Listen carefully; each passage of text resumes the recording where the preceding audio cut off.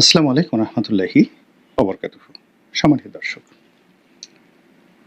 বাংলাদেশের রাজনীতির যে বাস্তবতা, সেই বাস্তবতায় নির্বাচন হলো চূড়ান্ত সফলতা। গত ১৫টি বছর ধরে আসলে নির্বাচন হয়নি। ২০০৮ সনে মানুষ নির্বাচন দিয়ে ভোট দিয়েছিল।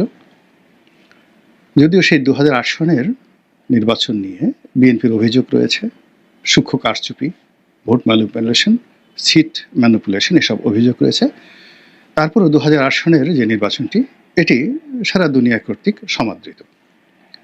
কিন্তু ২০১৪, ২০১৫, ২০১৪, ২০১৮ এবং ২০২৪-এর যে নির্বাচন, পুরো নির্বাচনী যে বিধি ব্যবস্থা, এটাকে ভেঙে দিয়েছে। এবং সেই জায়গা থেকে মানুষের মনে রাজনীতির সবচেয়ে বড় স্বপ্ন একটা সুষ্ঠু, অবাধ, নিরপেক্ষ নির্বাচন। ফলে ডক্টর মোহাম্মদ ইউনূস যখন ক্ষমতায় এলো, তখন তাকে কেন্দ্র করে মানুষের একমাত্র এবং প্রধানতম স্বপ্ন হলো একটা সুন্দর নির্বাচন হবে।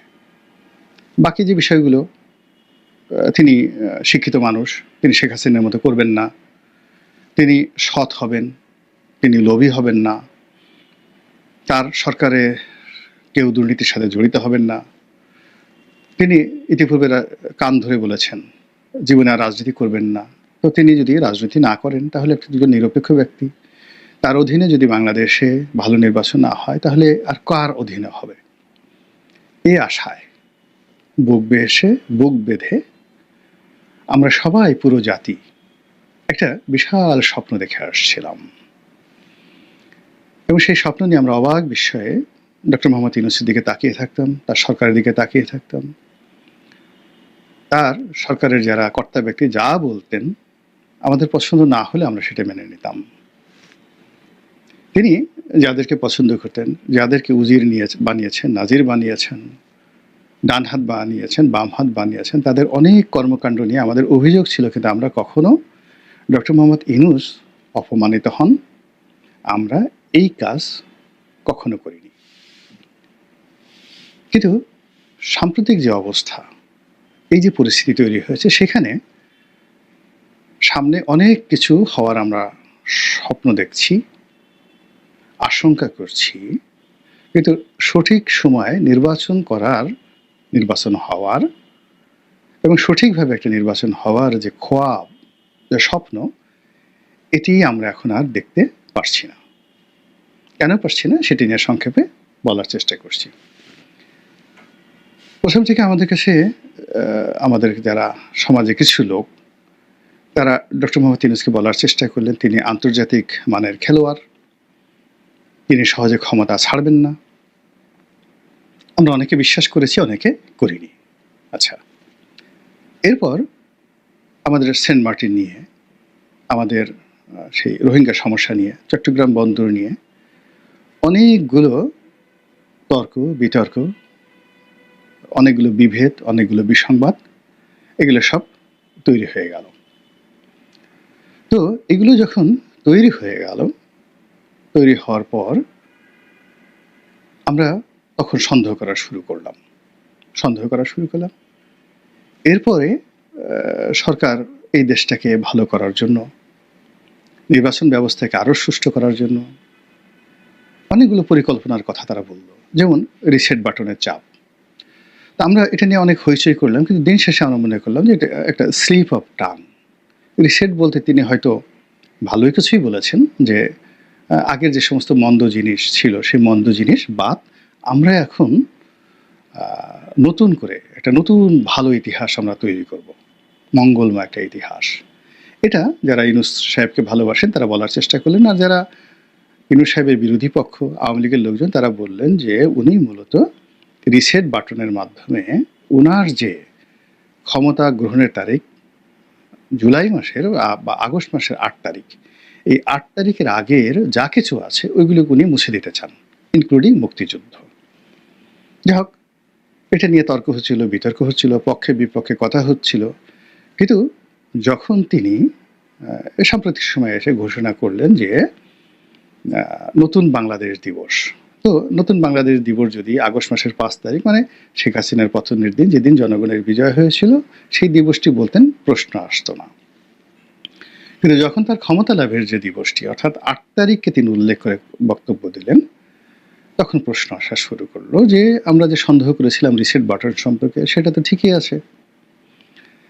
তারপর তিনি লন্ডনে গেলেন, তারেক রহমান সাহেবের সঙ্গে বৈঠক করলেন। বৈঠক করার পর তিনি ফেব্রুয়ারি মাসে নির্বাচনের একটা ঘোষণা দিলেন। তার আগে তিনি এপ্রিল মাসে ঘোষণা দিলেন হঠাৎ করে এপ্রিল মাসে নির্বাচন হবে, সেখান থেকে নেমে ফেব্রুয়ারিতে এলেন।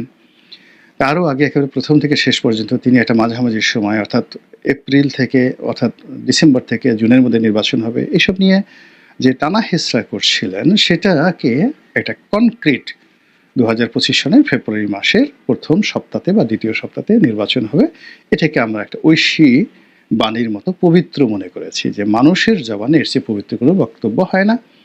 একদিকে তারেক রহমান সাহেব, অন্যদিকে ডক্টর মোহাম্মদ ইউনূস সাহেব, তারা দুজনে বসে একটা সিদ্ধান্ত নিয়েছে পুরো জাতির জন্য কল্যাণ হবে। কিন্তু ঘটনা কি, এক সপ্তাহ পার হলো না, এটা নিয়ে প্রতিক্রিয়া দেখা দিল। কেবলমাত্র বিএনপি ছাড়া বাংলাদেশের সকল রাজনৈতিক দল তারা প্রতিক্রিয়া দেখালো লন্ডন বৈঠকের ব্যাপারে, যে এই বৈঠকটা হতে পারত প্রকাশ্যে, এখানে গোপন বৈঠক দরকার কি, হতে পারত ফরমালি, এখানে একান্তে কি দরকার ছিল, লন্ডনে গিয়ে এই বৈঠক দরকার কি ছিল, এরকম নানা রকম কথা বলতে বলতে বলতে বলতে এই গত কয়েকদিনে রাজনৈতিক বিভক্তিটা একেবারে চরমে গিয়ে পৌঁছল। বিএনপির যারা শীর্ষ নেতা রয়েছেন তারা জামাতের সঙ্গে হাত মিলালেন, এনসিপির সঙ্গে হাত মিলালেন, কিন্তু সে হাত আর মিলল না। জামাত রাগ করলো, এনসিপিও রাগ করলো। ডক্টর মোহাম্মদ ইউনূস তার যে পুরনো বন্ধু, রাজনৈতিক বন্ধু শুভানুদ্দাহী, তাদেরকে সান্ত্বনা দেওয়ার জন্য সর্বোচ্চ চেষ্টা করলেন। এখন সেই সান্ত্বনা পর্দার আড়ালে কিভাবে চলছে, কি করছে বা শেষ পর্যন্ত কি হবে এটা বলা যাচ্ছে না, কিন্তু জামাত এবং নন ইসলামী দলগুলো বিশাল একটা ঐক্য গড়ে তুলেছে।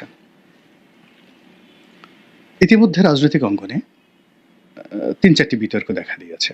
অর্থাৎ ফেব্রুয়ারি মাসের নির্বাচনের যে টাইমলাইন সেটা ঠিক আছে, তার সঙ্গে সঙ্গে সংস্কার, যেটা নিয়ে সরকার অনেকটা ব্যাকফুটেজে ছিল, এখন সেই সংস্কারটা আরও শক্তিশালী হয়ে পড়েছে।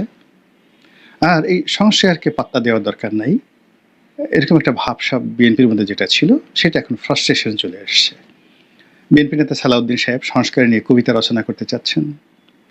তিনি সংস্কারের যে বৈঠক হয় সেই বৈঠক সম্পর্কে বিশদগার করতে গিয়ে বলে ফেলেছেন যেখানে আলাপ আলোচনার চেয়ে খাওয়া দাওয়া বেশি হয়। এটা তিনি প্রকাশ্যে মিডিয়াতে বলেছেন এবং তার একটা ভিডিও ফুটেজ ভাইরাল হয়েছে। সেখানে যিনি যখন বৈঠক শেষে চলে আসছিলেন তাকে যখন খাওয়ার কথা বলা হলো, তিনি তখন অনেকটা ধমকের স্বরে বললেন যে যাও তোমরা খাও গিয়ে। তো এই জিনিসগুলো চলে আসছে, অর্থাৎ যেখানে একটা শক্তিশালী অবস্থান ছিল সেই অবস্থানটা যখন ফ্রাস্ট্রেশনের পর্যায়ে চলে যায়, সেই ফ্রাস্ট্রেশনটা এখন বিএনপিকে পেয়ে বসেছে। আর বিএনপিকে এই ফ্রাস্ট্রেশন অবস্থা দেখে সরকারের যে আগের যে জৌলুস, তাদের যে আগের যে কৌশল, সেই কৌশলটা তারা রপ্ত করে ফেলেছে। মেইন টাইম লন্ডন বৈঠকের ফলে বিএনপির সঙ্গে সেনাপ্রধানের যে একটা সম্পর্কের কথা শোনা যাচ্ছিল, ক্যান্টনমেন্টের সম্পর্কের কথা শোনা যাচ্ছিল, সেটি এলোমেলো হয়ে গেছে। বিএনপির সঙ্গে বঙ্গভবনের রাষ্ট্রপতি চুপ্পু সাহেবের একটা সম্পর্কের কথা সবাই যেভাবে বলা বলি করছিল সেটাও এলোমেলো হয়ে গেছে। কারণ ডক্টর মোহাম্মদ ইউনূসের সাথে বন্ধুত্ব হলে তো আর ওয়াকার সাহেবের সাথে বন্ধুত্ব হবে না, চুপ্পু সাহেবের সাথে বন্ধুত্ব হবে না, সেটা এলোমেলো হয়ে গেছে। আর বিএনপির সঙ্গে ডক্টর ইউনূসের সম্পর্কটা সুদৃঢ় হওয়ার সঙ্গে সঙ্গে ভারতের সঙ্গে দিল্লির সঙ্গে তাদের যে সম্পর্কটা সেটি টানাপোড়েন শুরু হয়ে গেছে। এবং দিল্লির লোক হিসেবে পরিচিত বিএনপির দুজন শীর্ষ নেতা আমির খসরু মাহমুদ চৌধুরী, সালাউদ্দিন সাহেবকে বলা হচ্ছে, তারপরেও প্রেসিডেন্ট মেম্বার যিনি রয়েছেন স্থায়ী কমিটির সদস্য ইকবাল মোহাম্মদ টুকু, তো তারা ইদানিং সেই লন্ডন বৈঠক নিয়ে খুব আগ বাড়িয়ে কথা বলছেন। আর বিএনপির উচ্চ পর্যায়ের যারা কর্মকর্তা তারা চীনে খুব দৌড়াদৌড়ি করছেন। চীনে যখন তারা খুব দৌড়াদৌড়ি করছেন, ইট মিনস ভারতের সঙ্গে তাদের যে সম্পর্কটি সেই সম্পর্কটাতে কিছুটা হলেও টানাপোড়েন তৈরি হয়েছে, যেটা তারা চীন দিয়ে পূর্ণ করতে চাচ্ছেন। এবং আওয়ামী লীগ যে ভুল করেছে, চীন এবং ইন্ডিয়াকে এক হাতে খেলার চেষ্টা করেছে এবং সেটাতেই তাদের পতন ডেকে নিয়ে আসছে, একদম নির্ঘাত পতন। শেষের দিকে দিল্লির আশীর্বাদ উঠে গিয়েছিল শেখ হাসিনার উপর থেকে, এবং শেখ হাসিনাকে কৌশলের মধ্যে ফেলে আমেরিকার মাধ্যমে দিল্লি যে চাণক্য নীতি প্রয়োগ করেছে সেই ফাঁদে শেখ হাসিনা পরাজিত হয়ে আবার সেই দিল্লির কাছে আশ্রয় নিতে বাধ্য হয়েছে। এটা হলো চাণক্য নীতি। এবং ঠিক সেম ঘটনাটা আবার এখন যে ভুল বিএনপি আওয়ামী লীগ করেছে সেই ভুল বিএনপি করছে, অর্থাৎ তারা একদিকে যুগপথভাবে দিল্লির সাথে সম্পর্ক রাখার চেষ্টা করছে, আর অন্যদিকে যাকে বলা হয় চীনের সাথে সম্পর্ক স্থাপন করার চেষ্টা করছে। দ্বিতীয়ত, লন্ডন বৈঠকের আগে তারেক রহমান সাহেবের একটা আলটিমেট টাইম ছিল যে ডিসেম্বরের মধ্যেই নির্বাচন হবে। সালাউদ্দিন সাহেব থেকে শুরু করে সালাউদ্দিনপন্থী যে সকল তরুণ তুর্কি আছে তাদের একটা মাত্র কথা ছিল যে ডিসেম্বরের মধ্যে নির্বাচন হতে হবে, যদি ডিসেম্বরের পরে নির্বাচন, এই নির্বাচন হবে না, মানি না, আর এটা সরকার করতে পারবে না, করতে দেওয়া হবে না, আর যদি সরকার পারে তাহলে সরকার বিজয়ী হবে, আমরা না পারলে আমরা পরাজিত হব। ফলে বিএনপিকে টার্গেট করেই কিন্তু গত 10 মাস বিএনপিকে টার্গেট করে সরকার যে প্ল্যান করছিল ডিসেম্বরের পরে না, আর সরকারকে টার্গেট করে বিএনপি একেবারে টু দি পয়েন্ট, পিন পয়েন্টে ছিল ডিসেম্বর গেল। এবং সেই ডিসেম্বরের ব্যাপারে তারা বিএনপি যারা তরুণ তুর্কি তারা জনাব তারেক রহমান সাহেবকে নিয়ে এসেছিলেন তাদের পক্ষে, এবং তারেক রহমান সাহেব প্রকাশ্য জনসভাতে যে বডি ল্যাঙ্গুয়েজ প্রদর্শন করলেন, যেভাবে আঙ্গুলি নির্দেশ করলেন, এবং যেভাবে তার কণ্ঠস্বর যাকে বলা হয় একেবারে রুক্ষ হয়ে গেল, এবং সরকারকে তিনি সবচেয়ে তার স্মরণকালের কড়া ভাষায় তিনি বললেন ডিসেম্বরে নির্বাচন হবে, এবং তিনি ইংরেজিতে ইন্টারিম সরকারকে কেন্দ্র করে একটা স্লোগান দিয়ে দিলেন যে